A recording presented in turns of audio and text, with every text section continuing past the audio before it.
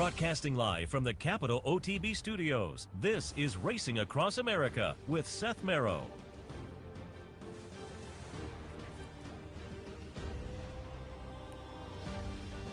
Good morning. Welcome to Racing Across America on this Sunday morning. Well, a steamy Sunday morning in the Capital District. It's supposed to be. It's kind of nice now, but it's 10 o'clock in the morning. It's supposed to, today and the next few days, get up into the 90s and heat index high, humidity. So hydrate, as they say. If you have a pool, sit out by the pool, take a dip, and fire up your Capital OTB account on your phone or your tablet or whatnot, and play along with us. A little dip in the pool, head into the family room, watch some TV this afternoon. I'll be on OTB Live at 12:30, 12:45 or so, again this afternoon. Hopefully everybody's watching yesterday, because, man, it was a nice day of stakes action. We'll take a look at that in a moment. We'll do a little handicapping as well, as we usually do on a Sunday morning. And then towards the end of the program, we will be joined by our friend Jennie Rees, who handles media for Kentucky HBPA, and so she fills us in on all things Kentucky, and all things Kentucky today includes the opening of Ellis Park. So I thought we'd reach out to Jennie and get a little kind of preview of the Ellis meet. And over the last few years, it's become kind of a fun meet. The 2-year-olds down there have tended to do very well as we've moved into the end of the year and started to sort the 2-year-olds out, but they have nice turf racing there as well. It's become kind of a fun meet. And if you've been listening over the last couple of weeks, they've been talking about Churchill closing up their backstretch section because they're going to work on their track a little bit. There's going to be some track maintenance and whatnot done, so they've closed their backstretch, which means everybody has to find other spots. And Brad Cox has said he'll have a lot more horses at Saratoga this year, but he's got a string at Ellis. Chad Brown is going to have a string at Ellis, I read. So again, we'll talk a little Ellis with Jennie Rees coming up a little bit later on. Don't forget, today here at the Clubhouse Racebook Match Bet promotion, we'd love to have you stop on by and enjoy the Match Bet.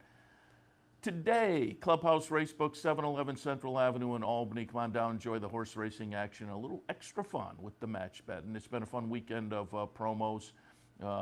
Friday we had the bankroll and had a nice day. I'm glad it was Friday instead of yesterday. I did okay, but it just Friday everything really fell into place, and it was a nice afternoon. So everybody on the bankroll team again walked away with just under $50, $53. Everybody on the team each individual got $50 and free money from Capital OTB. Don't forget, we'll have more of the bankrolls as we lead into Saratoga and at Saratoga as well. And the syndicate specials on the weekends will be something you want to check out also. So you can keep up with all the promos and events via CapitalOTB.com.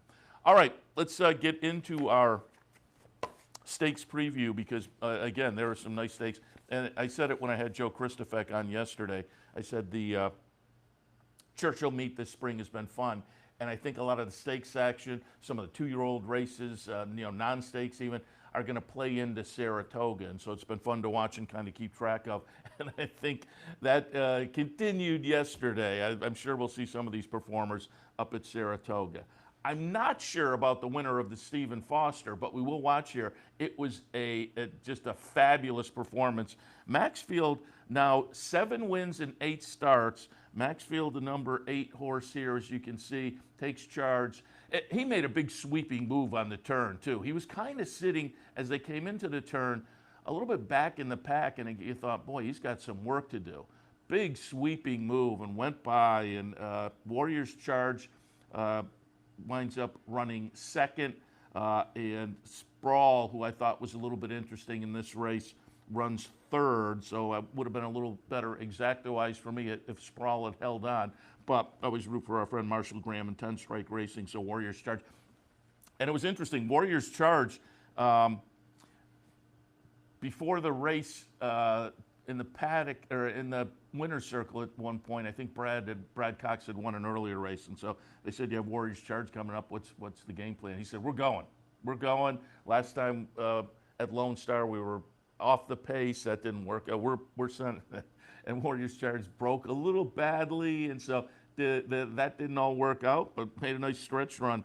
So sometimes you go to Plan B. Plan B works out okay, because I'm sure they were happy with the second place finish to Maxfield because they weren't going to catch Maxfield yesterday. Chart margin was 3 1/4 lengths. Went off as a 2 to 5 favorite. A solid 103 buyer.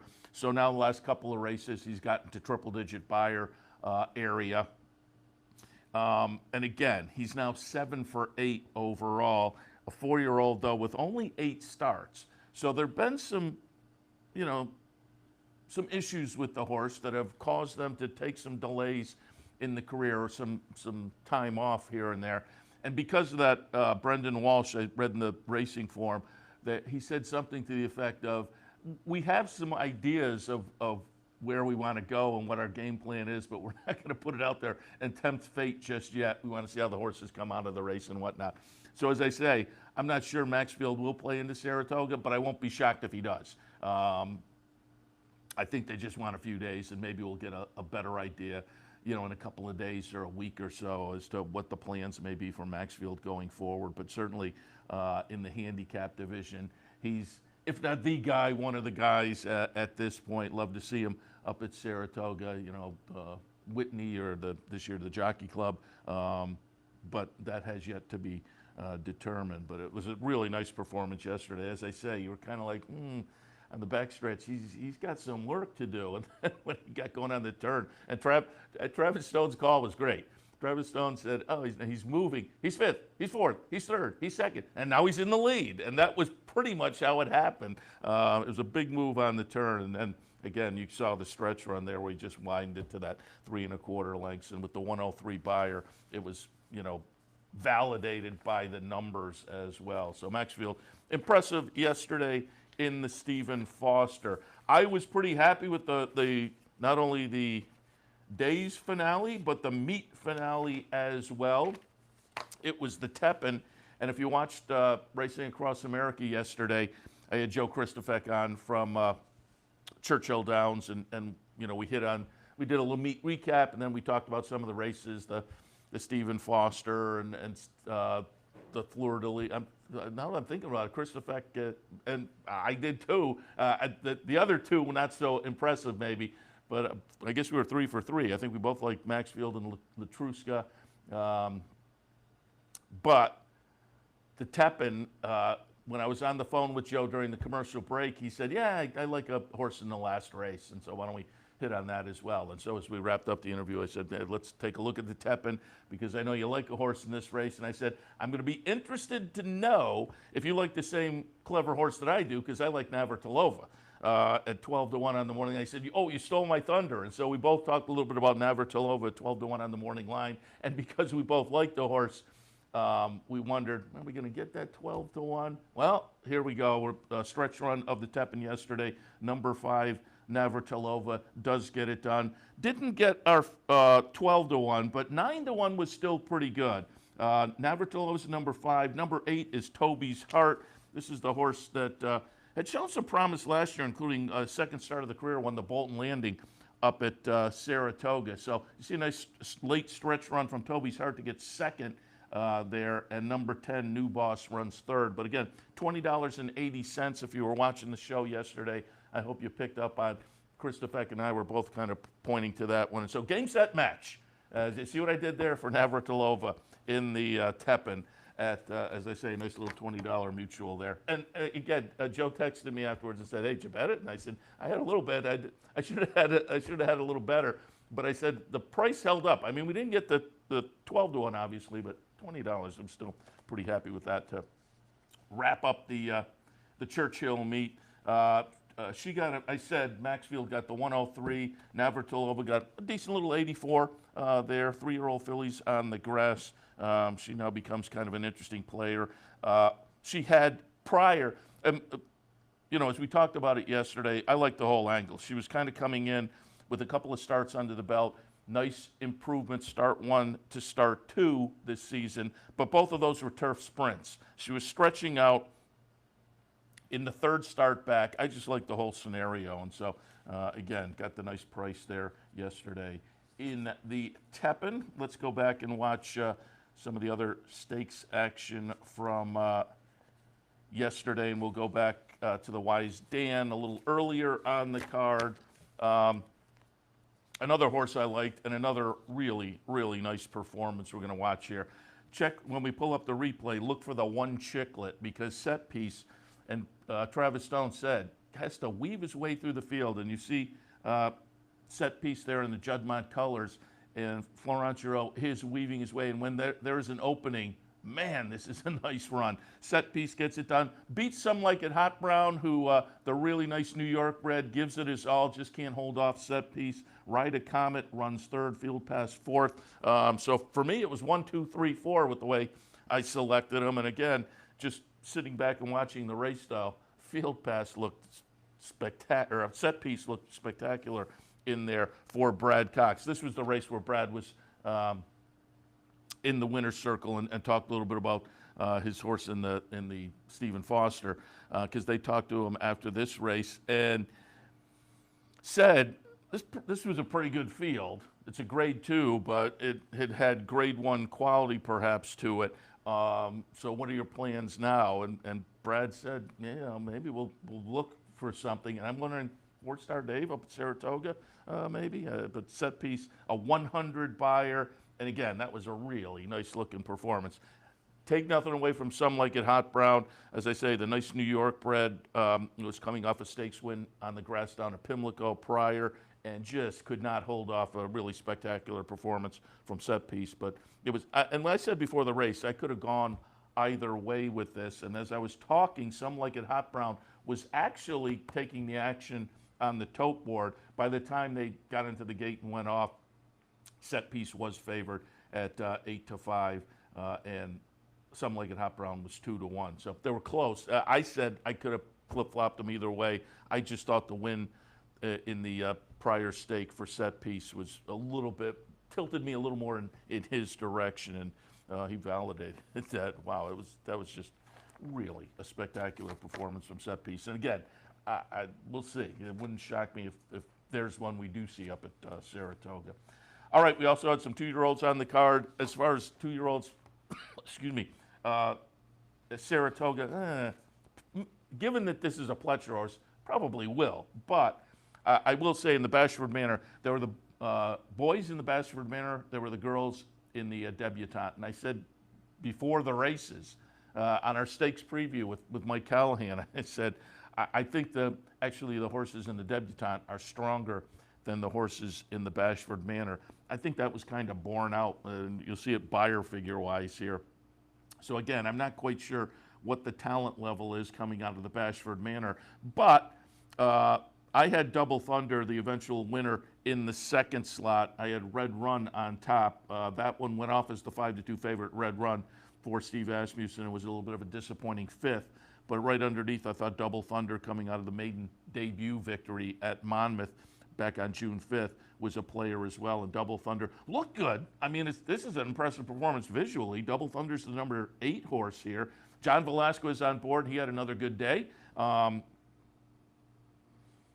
as I say, it looked good, but it comes back, the final time for the 6 furlongs, 1:11 and change. The buyer was a 64, so Vodka and Water runs second, Glacial runs third. But again, with the 64 buyer and the 1:11 time frame, I'm not, totally convinced that Double Thunder is going to be a 2-year-old we're going to be latching onto as the summer progresses. But certainly strike while the iron is hot, and if you have a horse that's a little bit precocious and you can get it done with a 64 buyer figure and walk away with the better part of a $150,000 purse, more power to you. And so Double Thunder gets it done in the Bashford Manor. As I say, John Velasquez got it done there. Should have noted the jockeys. I did mention Florent Giraud on the Wisedan winner, Set Piece. Navratilova was Brian Hernandez, and Maxfield was Jose Ortiz. So I wanted to mention a couple of New York-based jockeys getting it done in some of the stakes action, some of what we've looked at so far. And we'll toss some of those names out further as we look at some of the stakes action. And we'll go back to the debutante. Again, on the girls' side, as I say, I thought going in, I thought they were stronger than the boys. Coming out, clearly, and looking at the number and whatnot.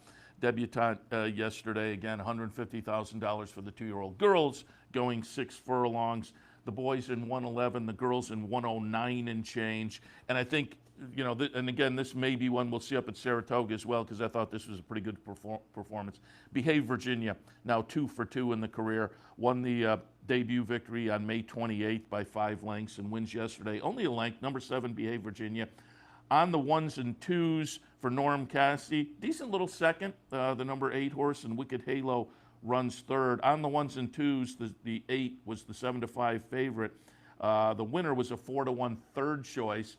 Chart margins of length. Buyer's decent, an 83. You know, a 2-year-old this time of year, that's a pretty good buyer. And as I say, as compared to the 64 buyer and the 111 time for the boys, the girls look stronger going in, and given what we see on paper coming out, I think they prove stronger as well. And as I say, I'm not sure up at Saratoga how the Bashford Manor 2-year-olds will play, although the winner is a Pletcher horse, so I won't be shocked if we do see him give a shot up there. But I think on the girls' side, we can maybe take a look for some of these to show up at Saratoga. You know, it's Ken McPeak, and riding was Brian Hernandez, and as I say, 4-1, you got a nice little $10 and change price there in the Bashford Manor from Behave Virginia. And again, I would expect we can look for Behave Virginia up at Saratoga potentially.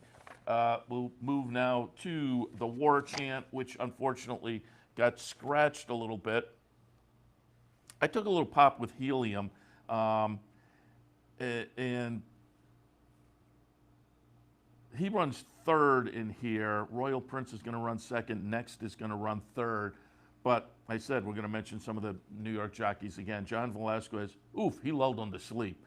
Next, the 8 horse winds up to be the winner. But in the short 4-horse field, just kind of opened up a little daylight. Little daylight was a length and a half ahead pretty much. 24 and change, 48 and change, 112 and change. You know, those kind of fractions, it's going to be tough to pull them in. The short field, you know, sometimes those kind of things happen, but he lulled them to sleep. Helium, a little bit disappointing, running 3rd in there, and a well-beaten 3rd. Royal Prince runs 2nd for Brad Cox. But it is Wesley Ward and John Velasquez getting it done in the War Chant. That subdivision I like quite a bit, the 3-year-olds on the grass. And next gets a 90 buyer, so it is a lifetime best buyer number. This was only the 2nd start as a 3-year-old. Showed some flashes as a 2-year-old, and now with that win and only the 2nd start, maybe there's still a little upside because, again, it was a lifetime best buyer yesterday. So it'll be interesting to see. Again, this is a fun subdivision for me because pretty much every track in the country has one of these 3-year-old turf stakes races, and they go all year long, and they can sort themselves out. I don't think so far this year we've had anybody really kind of take a stranglehold on that division of 3-year-olds on the turf. But next, you know, maybe has the potential to be a player. I wouldn't have said that going into yesterday, but now comes out, and again, having shown a little bit of potential last year as a 2-year-old, and putting that one on the resume in only the 2nd start this season, maybe he'll be okay. I will get a little, you know, the 4-horse field and being able to play out the pace the way John Velasquez was able to. I'm not totally convinced, but let's see one more from next, and we'll decide then. But there is the potential there to be interesting in that division. All right, and we'll go back to the Fleur-de-Lis, which kicked off the stakes action yesterday. Another nice performance. Another one I wouldn't be shocked to see up at Saratoga. She could probably sit off the rest of the year, though, and have kind of a stranglehold on her division. But certainly Latruska is now at the head of the filly and mare division. She kind of put herself firmly in the conversation with the win over Monomoy Girl, and may, in a lot of people's minds, been at the top at that point, but certainly moved squarely to the top of the division with the win on June 5th in the Phipps, and then she came back yesterday in the Fleur-de-Lis and looked spectacular again. You know, a fairly quick turnaround in the 21st century of only 21 days, 3 weeks she comes back. But boy, look at her here. This is just, chart margin winds up to be 5 3/4. Antoinette 2nd. Envoûtant, the number 4 horse, who was the clear 2nd choice in here, can't get by Antoinette. And that was a little bit disappointing if you're an Envoûtant fan. Now, the fractions were a little bit slow. That maybe played into, you know, not much of a change in the stretch. Again, it was another race where the pace played out to the the benefit of the front runner, who was Latruska, 24 and change, 48 and change, 111 and change. A horse of this class and quality, those are well within her scope, leading to that stretch run where she just kind of ran away and hid from them at 3-5 and a 102 buyer. So again, as she moved into the top of the division over the last 3 races, she's put 3 triple digits together. In the Apple Blossom, a 102. In the Phipps, a 103. And again, yesterday in the Fleur de Lis, a 102. So she's just spectacular. I hope we get a chance to see a personal ensign up at Saratoga, perhaps, or, you know, but it's hard to know horses like this, particularly that she strung a couple pretty close together, what exactly they'll want to do. I mean, I could also see them kind of say, let's take a little break for a couple of months and come back and get in one in the fall before we head to the Breeders' Cup. You know, sometimes you can kind of look in the crystal ball and say, yeah, Saratoga race may be in the headlights here, but there's others like this where, I don't know exactly what they'll choose, particularly given the scenario of, as I say, the quick turnaround from the Phipps to that race yesterday.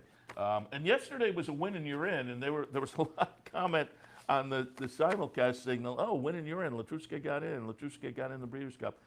But she'd already been in. But the Phipps was a win and you're in too. So I said to Dan, our control room guy, I said maybe she's getting maybe they can hold them over to next year. Maybe she got a win and you're in for next year too. But she's firmly in now with 2 win and you're ins under her belt. All right, let's go over to Belmont, because a couple of nice stakes on the card yesterday as well. And again, I'm not quite sure how this is going to play into Saratoga. The Mother Goose, I mean, typically we see some nice 3-year-old fillies come out of this and they'll pop up to Saratoga. I'm not sure what to make of the winner here. The Mother Goose Grade 2 event, $250,000, mile and a 16th. And I think everybody and their cousin was either looking at Always Carina or Clairiere. I've liked Clairiere right along. I thought she was a little more battle-tested. The 3-horse, I went in that direction. She was the second choice at 9-5. The 4-5 favorite was Always Carina, the number 2, undefeated in 2 impressive starts for Chad Brown. So it looked like it was between the 2, Always Carina, or the 3, Clairiere. But Zagil gets it done for Pletcher and Shadwell as the longest price in the 5-horse field at 18-1. She winds up with a really solid 99 buyer, which not only was a lifetime best, it was a lifetime best by 30-some points. I mean, it's just that's why I say I'm not sure how this is playing into the 3-year-old filly division or Saratoga. Now, I'm not going to be shocked if she shows up there and, you know, there's Coaching Club American Oaks or, you know, Alabama in the offing, particularly given the 99, but boy, it's just hard to make a case off of what was on the page before, but she just blasted off. Last time out, she tried the little turf experiment that failed in a stake down at Churchill, so there was a turf to dirt move, and, you know, it was just hard to envision that performance given what was on the page already. But given that performance, again, we'll see what's coming up for her. Always Carina and Clairiere, again, a little bit disappointing maybe, but you know, we'll look for those 2 to kind of rebound. And Clairiere clearly is, you know, the connections know they have a nice horse and they have a grade 2 from earlier this year. I'm sure they're going to shop for a grade 1 for this one and continues Steve Ashby and Stone Street. So won't be surprised to see her up at Saratoga trying something other or shipping around to other spots as well. And Always Carina, you know, this was only the 3rd career start, jump up into the grade 2 Mother Goose. And so, you know, we'll look for her as well to come back and maybe rebound and benefit from some stakes experience. Again, they were a little bit disappointing, but they're both talented enough that, you know, we'll look for bounce backs there. But the winner, wow, that was crazy, crazy good. And then in the Wild Applause, $100,000 for the 3-year-old fillies on the turf. Minaun, or Minan. Yesterday I heard 3 or 4 different pronunciations of the Chad Brown runner. But that one wound up as the 6-5 favorite and winds up second to Runaway Rumor, who went off at 13-1. And Runaway Rumor, a New York bred, first couple starts of the career, 2 starts, 2 wins, state bred main specials, state bred allowance, and gets it done yesterday under Louis Cardenas at 13-1. Nice looking performance. This was only the 3rd career start, the 3rd win. They have a nice little 3-year-old filly on the turf, and it's a 3-year-old New York bred. So there are all kinds of options for Runaway Rumor. Certainly, Minuin, Chad Brown run that went off at 6-5, runs second. That horse was fairly lately raced too. A couple of starts in Europe, a couple of starts here in the United States. Now a win in Allowance Company in the 2nd yesterday. So won't be shocked to see either of these up at Saratoga as well. Navizian Sunrise ran 3rd in there, but as I say, nice performance from the winner. And I always look at these kind, and I'm envious when I look at these kind, because I think, man, if you're an owner and you have one of these talented New York breds who jumps into open company and shows up, it gives you all kinds of options with the New York bred stakes days there are here that offer up nice money, and you have a horse that's already done well in open company. The sky is the limit, as they say. So we'll see where she winds up next, Runaway Rumor. But it was a nice performance, certainly yesterday, in the Wild Applause. All right, and finally, I did want to look at the Ohio Derby. We talked about it, stakes preview. We talked about it yesterday with Ellis Star. Stakes preview, I had Mike Callahan yesterday, Ellis Star on Racing Across America. They both like Masquerade. So they're going to get it done. I like King Fury. I should have gotten it done.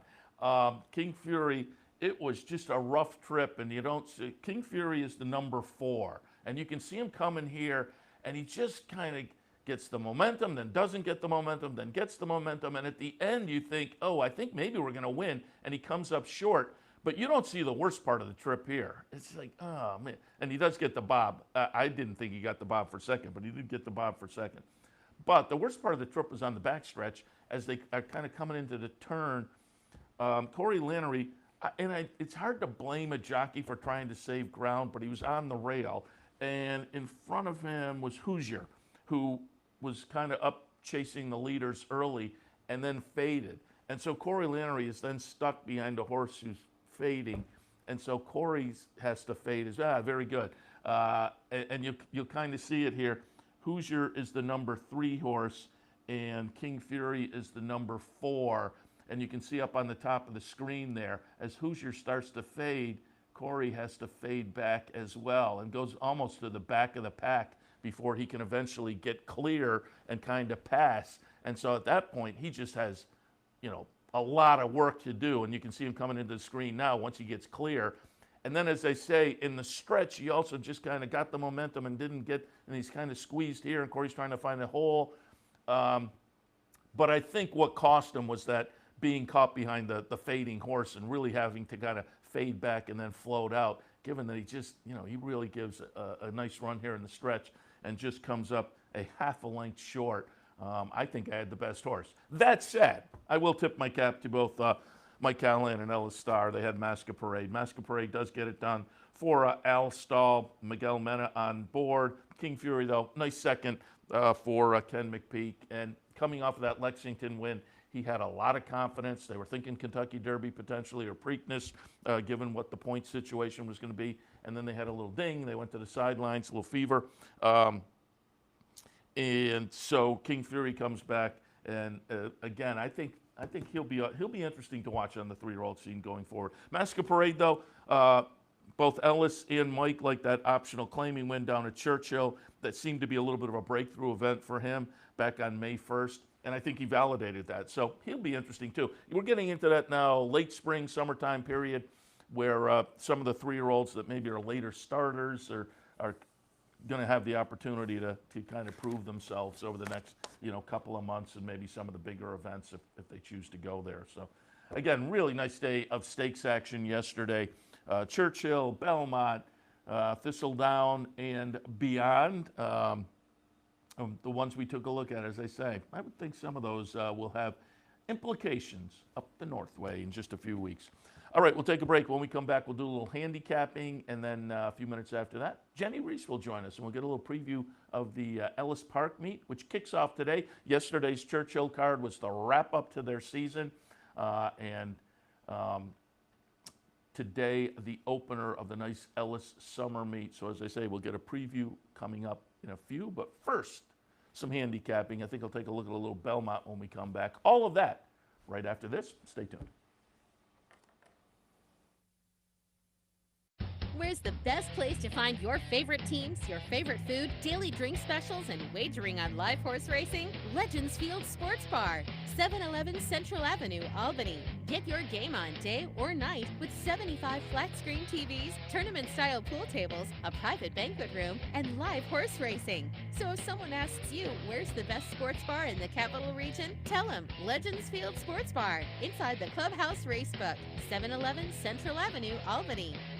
The Capital Region has some of the most sophisticated horse racing fans in the country. That's why Capital OTB built the Clubhouse Racebook. Here you can wager year-round on the best horse racing from around the world. The Clubhouse also has monthly promotions including live bankrolls, handicapping contests, and so much more. Like sports? Watch your favorite teams on more than 30 screens in Legends Field Sports Grill. Food, sports, and the excitement of championship horse racing. Only at the Clubhouse Racebook, 711 Central Avenue, Albany. Capital OTB is now streaming live on Roku. The RTN Racing channel on Roku lets you watch OTB TV live through your Roku device or your Amazon Fire Stick, rather than being limited to computers and mobile devices, which means you can now watch OTB live wherever you are. Simply open Roku, scroll to find the RTN channel, then click on OTB TV. OTB TV on Roku. Try it now. Welcome back to Racing Across America, and I was just trying to pull it up to validate. Tyler Gaffleone won the meet title, and I believe it was Brad Cox on the trainer side. I know it was Gaffleone. Gaffleone had a lead that was kind of insurmountable. The trainer title got a little bit.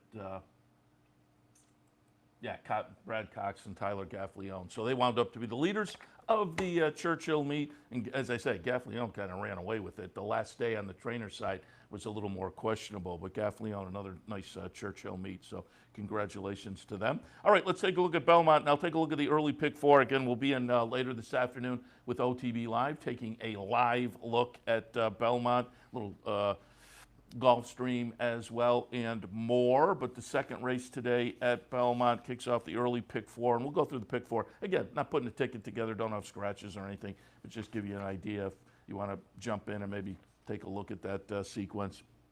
Second at Belmont, B condition claimers going 6. I have a 2-6, the 1 entry, and 4. Charlie 5-0 comes off a big win last time, off a layoff from February until May, was claimed out of that race.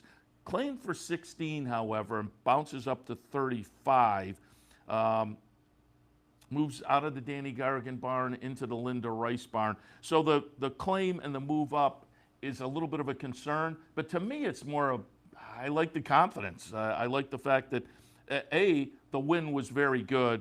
B, the level was the lowest on the resume. And C, the bump up kind of splits the difference between that level last time and where the horse had been racing. So there are things to kind of think, oh, well, is this going to be a little tougher? There are things to also like, I think this horse will fit with this group, and I'm tilting in that direction. So Charlie 5-0 on top. Ragtime Blues, flip side of the class coin. This one is getting a class drop that I think is substantial enough to look for a potential rebound. The race last time on the turf was not good, but I think this horse, you look at the career, clearly more dirt meant. And there are back numbers that are very good.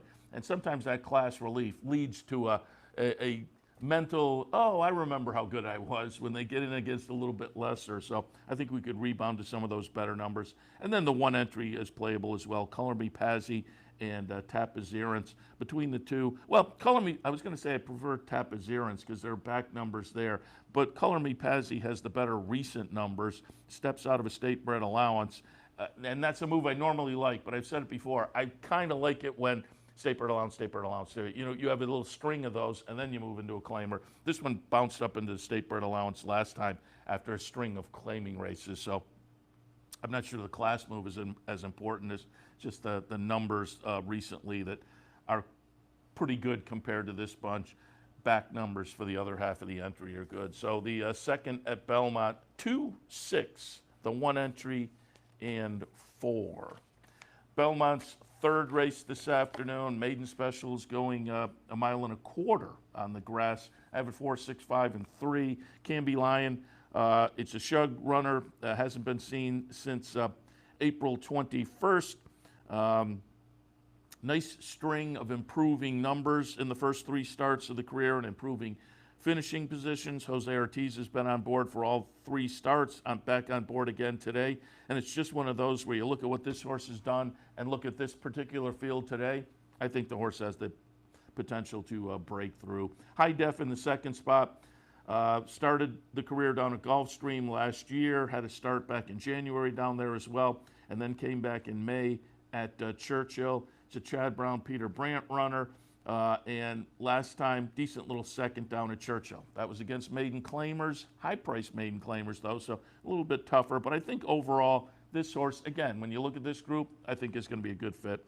And Galawi, again, one of those where I'm sure I probably am not close. But started the career in Europe, Grand Motion trainee now here in the United States. Won't be shocked if we see a nice performance for this one in the United States debut.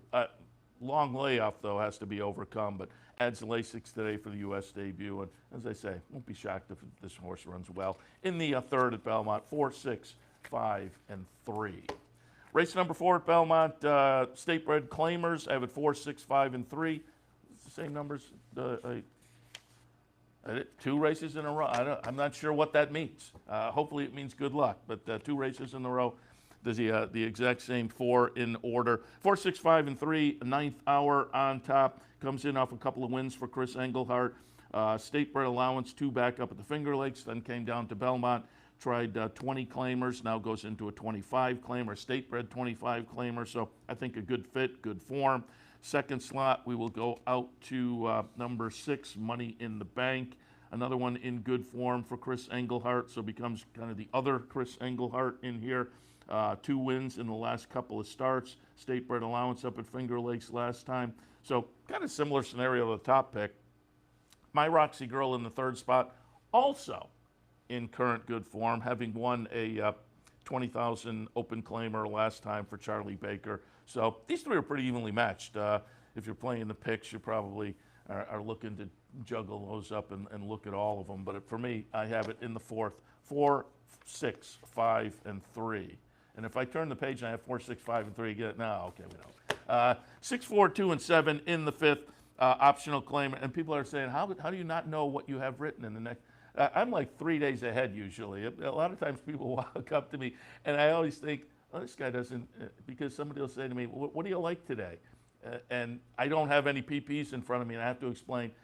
I've handicapped 3 days ahead now, unless they can go back and look at the past performances. I don't remember. It's all numbers at that point. But with the PPs in front of me in the fifth race today, 6, 4, 2, and 7. Miss Tehran on top for Chad Brown. Comes off a nice second place finish last time in a very similar event. So in good form at this level, makes perfect sense. Second slot, Beautiful Lover. Up from Tampa back in March in the seasonal debut, so the second start back for Christophe Clement, but the Tampa race was a stakes, and in fact is coming out of a steady string of stakes races. Joe Rosario on board, so this horse pretty close talent-wise, I would think, to the top pick. And then Bacchanalia in the third spot. Another Chad Brown runner, Chad and Klarovich, showed some speed last time to take him most of the way around before getting caught, running a very close-up third, close-up to the top pick as well. So really all 3 of these are kind of evenly matched. In the fifth at Belmont, 6, 4, 2, and 7. All right, that gives you some ideas for Belmont, the early pick 4, if you want to play that. And again, we'll be back in a couple hours to take a live look, so you can tune in there as well for more thoughts and commentary as the odds become apparent as well. But now we'll take a break. When we come back, Jennie Rees from the Kentucky HBPA. She'll talk a little bit about opening day at Ellis and the season ahead. Stay tuned.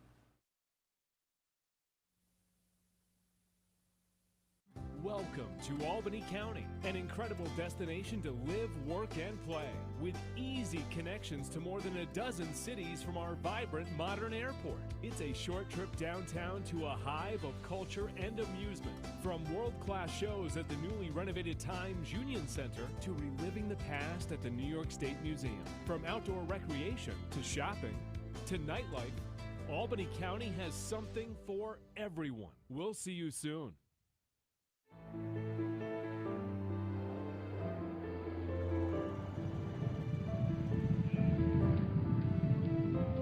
It's a photo finish. It's too close to ball.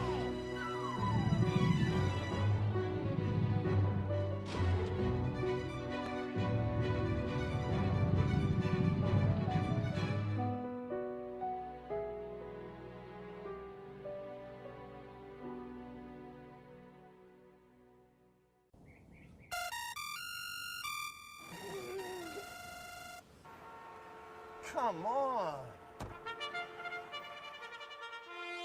I want sales reports on my desk by Monday. Oops, my bad. Love racing? RTN brings you every live simulcast on your home television, plus live video streaming and race replays on your PC and mobile devices. To order, visit rtn.tv.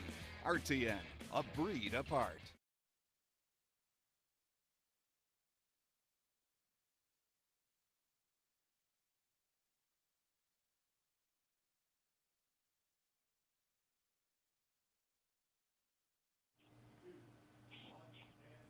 Welcome back to Racing Across America on this Sunday morning. As noted before the break, joined now by our friend Jennie Rees, handles media relations for the Kentucky HBPA, and we check in with her for all things Kentucky, and that includes opening day and the season ahead at Ellis Park. Jennie, good morning.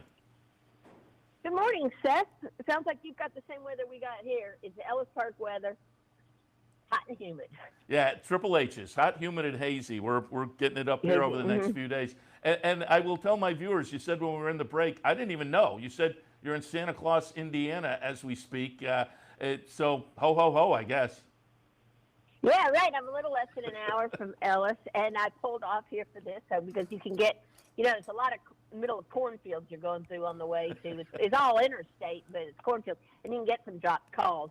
So I pulled off in Santa Claus, Indiana, in this balmy weather. We appreciate it and appreciate the conversation as well. Top of the show, I always do a stakes recap, and so we recapped all the great stakes yesterday at Churchill, and I said the Churchill meet is going to play into Saratoga for folks in our area, certainly, and I think that includes last night, but that was closing night, and that means opening day today at Ellis Park. And I pulled up some photos, and Dan in the control room can run through them as we go through, of Ellis and the little picnic area and the shot looking across at the turf course in the infield. For folks who have never been, just talk a little bit about Ellis in general and what the experience is like. I never really appreciated this. I used to just come in and occasionally cover a stake, so I worked for the newspaper in Louisville. But working, this will be my sixth meet, also working at Ellis Park doing publicity. It's such a generational family thing. The track's 99 years old, all of which 2 years were horse racing. It ran 1 year. Actually, its first meet was as a harness track. And then a few days later, they ran a 10-day thoroughbred meet. That was in 1922. And then promptly went bankrupt. So the next 2 years, the only racing was Labor Day weekend. They had auto racing. And then James C. Ellis bought it out of bankruptcy, and it's had thoroughbred racing ever since. But it's such a family. I've never seen so many little kids at a racetrack. Canterbury might come close, but Ellis Park, they come with their parents, they come with their grandparents, and, you just hear that story over and over. People that, they're adults now that said, I came with my granddad when I was little, and it's very cool like that. There's a lot of grass there. It's in the middle of, it's a floodplain. Here's another little bit of trivia. It's on the one sliver of Kentucky that is north of the Ohio River. from the New Madrid fault earthquake in 1812, I think it was. It changed the course of the river, and so Ellis Park has an Evansville, Indiana phone number, but a Kentucky address. So that's a little bit wild. But it's also it is the largest dirt track in Kentucky at 1.8 miles.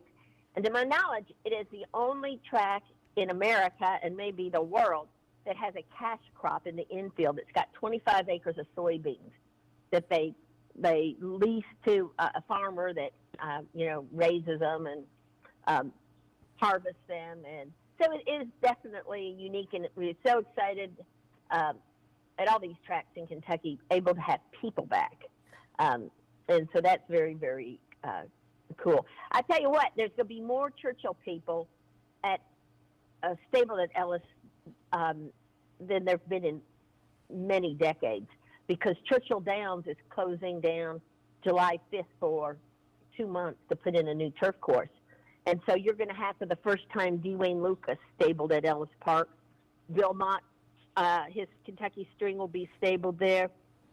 The Foleys, Vicki and Greg, they haven't been there probably in 30 years. They're going to be back stabling there. So all the stalls are filled.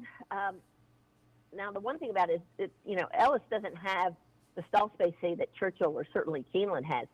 So one impact of the shutdown of Churchill Downs for the summer for off-season stabling is a lot of, there's a handful of trainers representing a significant number of horses that are going to Colonial. Yeah, and so that'll impact Ellis. So you're going to have some horses that you wouldn't have had, and then you're probably losing access to some horses. Turfway will be open. I think some guys like Brad Cox, and I'm assuming Asmussen, though I don't know that for sure, are probably going to have a lot of overflow at Turfway. The thing with Turfway is, though, it's actually only about an hour from Indiana Grand, and it's like 3.5 hours to Ellis. So that makes it a little tougher ship. So it's going to be a real interesting meet. You were mentioning the races at Churchill yesterday, those stakes. And there are a couple of horses that I'd been told they might be looking at Ellis Park, but they ran so well, I assume they're coming your way to Saratoga, like the winner of the debutante, Kenny McPeak's filly, Behave Virginia. He had talked about the Ellis Park debutante, and now he's talking about just waiting until he can run her 2 turns back at Churchill in the fall. Also, I'm thinking King Fury, who is, did he end up third, a close third in the Ohio Derby? I was hoping we might get him for the Ellis Park Derby. It might still, but I wouldn't be surprised if he came, for one of the big 3-year-old races at Saratoga. Yeah, I actually, we showed that replay, and I had King Fury on top, and I thought he should have won. He kind of had a trip that, he had to fade back a little bit going into the turn, and I thought he should have won that one. So I'll be interested to see where they do go next. And it just, we had shown a shot as you were talking about the soybeans, and you could see them. It's a shot looking across the track to the infield, and you can see the soybeans there. And I'm guessing that is the origin of the nickname, the pea patch. Absolutely. And, there's been different regimes that not all of them have embraced it, but the current regime embraces it. We have an overnight stakes, in fact, called the pea patch. So that's where it gets that name, and it's not a derogatory term. It's just a fact of life. We got soybeans in the infield, which I think is really cool, and it makes for a very pretty infield. Now, one year, they grew some corn there, and it grew way too fast. They didn't expect it to grow so fast. And you couldn't see the backstretch. And the horsemen on the backstretch couldn't see their horses work in the morning. So just a lot of interesting different sort of trivia about Ellis Park, over the years. And it's amazing to think that it's the second oldest track in Kentucky, behind only Churchill Downs. It's older than, Keeneland. So a lot of history there. Of course, Cowboy Jones, who, gosh, did he ride part of 6 different decades, maybe 7 different decades. He doesn't ride anymore. He used to be the sort of the house jock in the jocks room, but he's at the races holding court every day and just a real character. But who we do have that is riding at a very high level at age 60 is John Court. Oh, right. He's amazing. He's amazing how many different decades he's won stakes in. So we just hope I keep telling him now, you got to stay off your adult toys because that's how he gets hurt, like, jet skiing or this or that. But so far, he's in one piece coming into this meet, and we need him to stay that way. But speaking of John, the jockey colony is sensational. Not only do we have all the guys we had last year, which is basically we have everybody at Churchill Downs except Santana and Gafalion. But everybody else will be at Ellis. Giroux was maybe going to go to Saratoga, and he decided to, for the third year, be at at Ellis. It just gives them a lot of flexibility. You can be gone on weekends for stakes and really not pay a price. Like if you go to Saratoga and then you want to go to Arlington's big day or Monmouth or something, there might be somebody that wanted you. And it's so tough to crack the top end of your all riding colony there.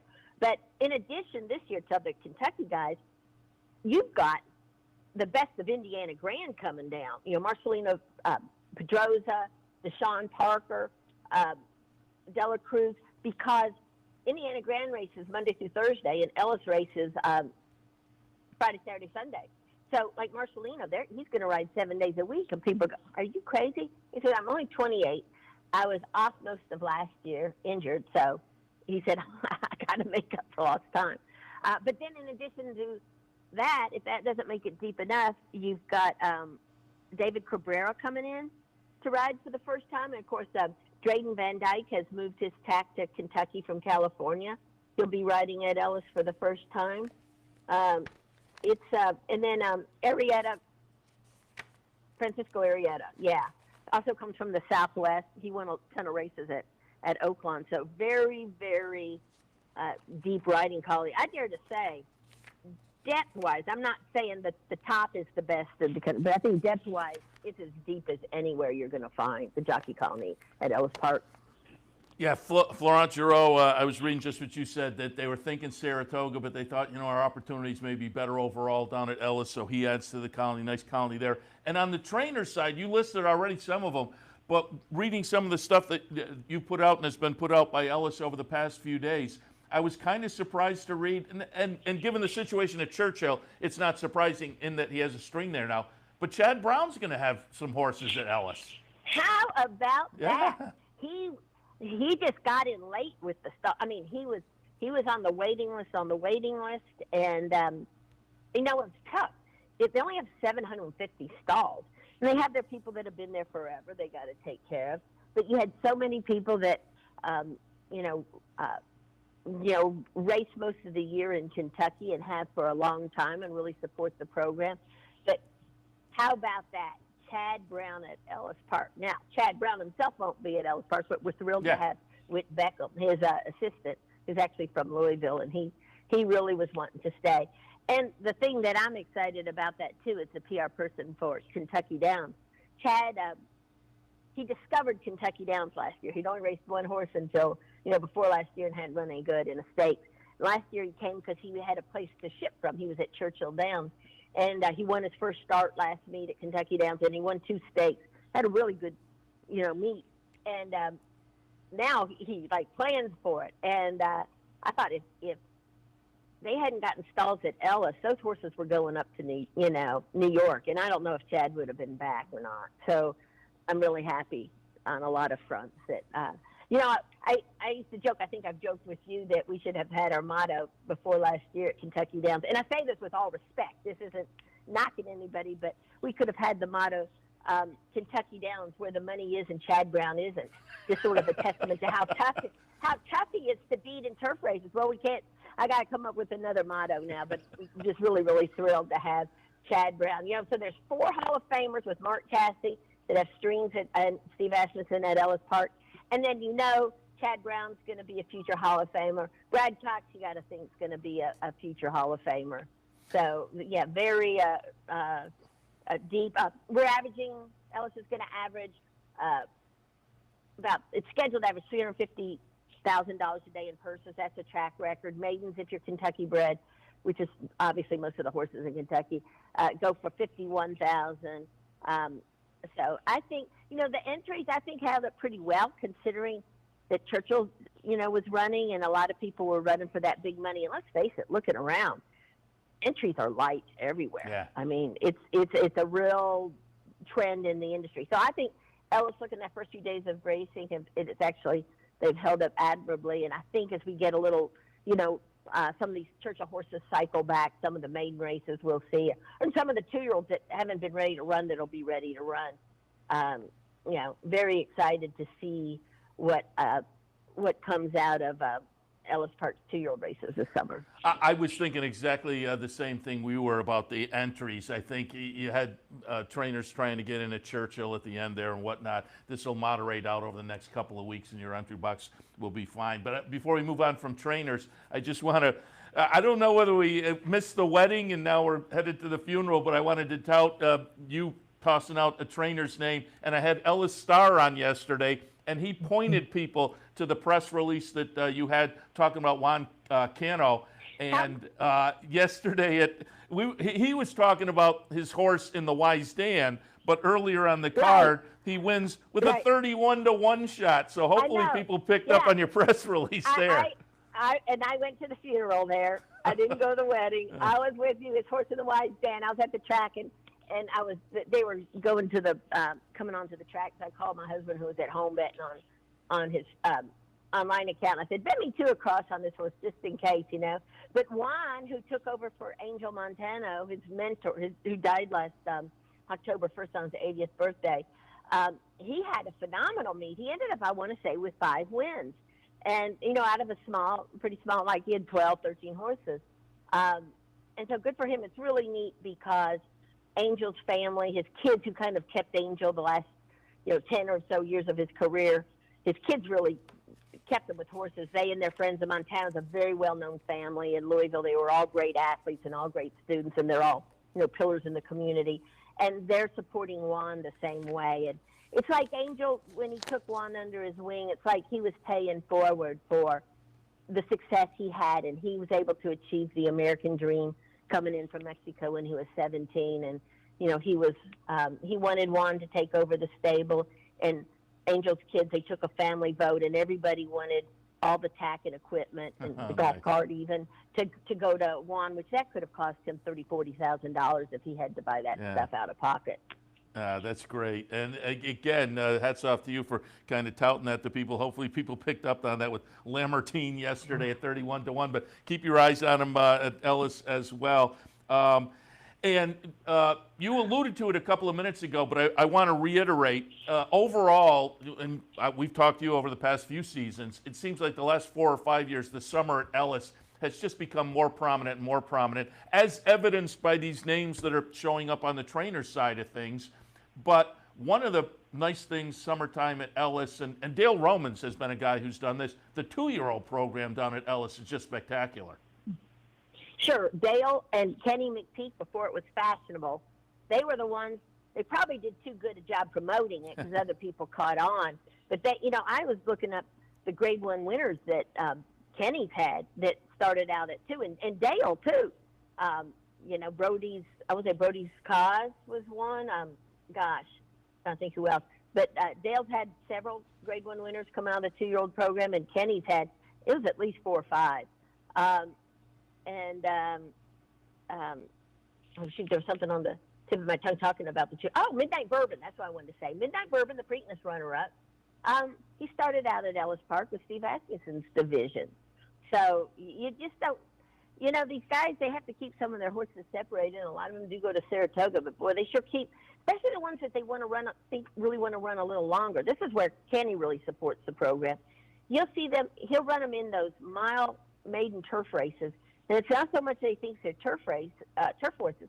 He just thinks they're distance horses, and he wants to get that mile in them, and if it comes off the turf, that's well and good too, because they keep it at a mile. But that's a 2-turn turf race at Ellis, and so like I said, now a little sorry that his one filly won the debutante because now she's going to Saratoga. Yeah, she is going to Saratoga Train. She's probably not going to race, though, Kenny was saying, but he might take her up there just to. That's right. She was going to wait for a mile 16th. Yeah, It was a pretty good number too. So yeah, that was a nice performance. And the girls were better than the boys. The Bashford Manor, the Pletcher winner was a nice. It looked nice, but the number came back a little light. But being Pletcher, I think that one's probably headed up to Saratoga as well. Jenny, before we let you go, I'm going to be curious to watch today and look at the apron and whatnot and get the crowd, because we're less than 3 weeks away up here from opening day with 100% capacity. And from the response I've been getting walking around town, opening day at Saratoga, I think is going to be just insane. And I'm curious, as you've been around Ellis the past couple of weeks, the locals are, with fans back on track and whatnot, are they looking to break down the doors at Ellis as well?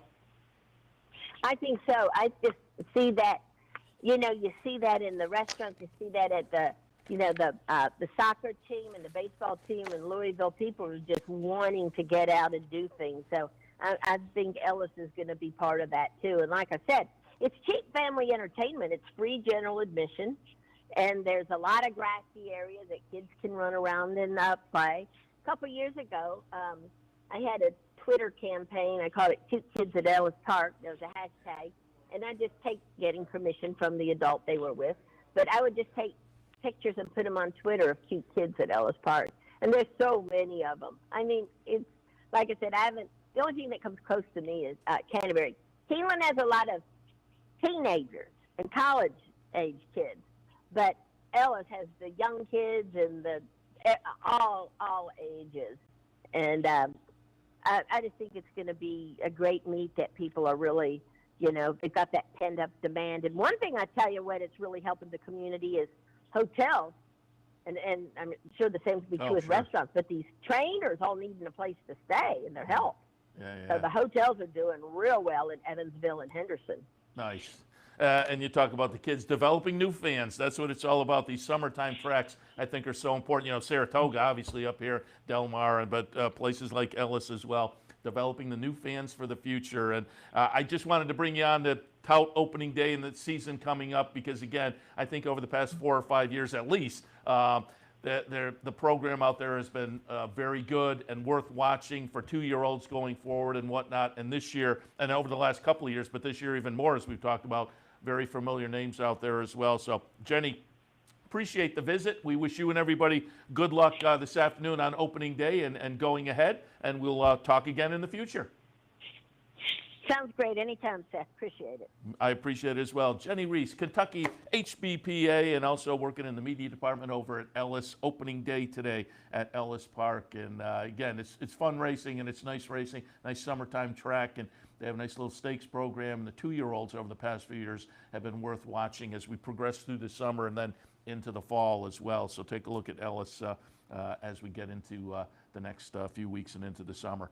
All right, I'm going to wrap it up for this edition of Racing Across America. Don't forget today here at the Clubhouse Racebook, match bet promotion. Come on down, enjoy all the racing action. You can grab a little lunch down here if you'd like to, but just hang out, sit in the air conditioning. Let me emphasize that. We have the AC cranked up. How do I know? Because my fingers are frozen in the TV studio every day. We have it cranked up extra for some reason back here, but it is very comfortable. Your fingers won't be freezing. It's actually warmer. I walk out to the front side sometime to warm up, but the AC is on. It will be very comfortable as compared to the Triple H's today outside.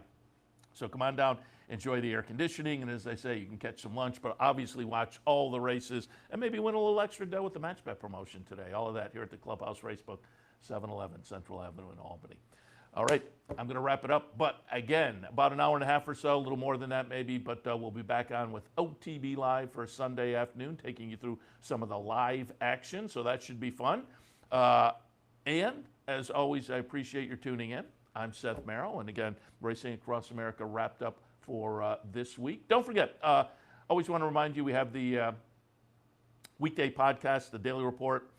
You can check that out on our social media channels at about 10 o'clock every weekday morning. That kind of lines you up for the day, and we hit on a little news and whatnot. So you can check that out as well. I'll tout that. But as far as Racing Across America, as I say, wrapping up for this weekend. But as far as TV, I'll be back this afternoon with OTB Live. We'll see you then.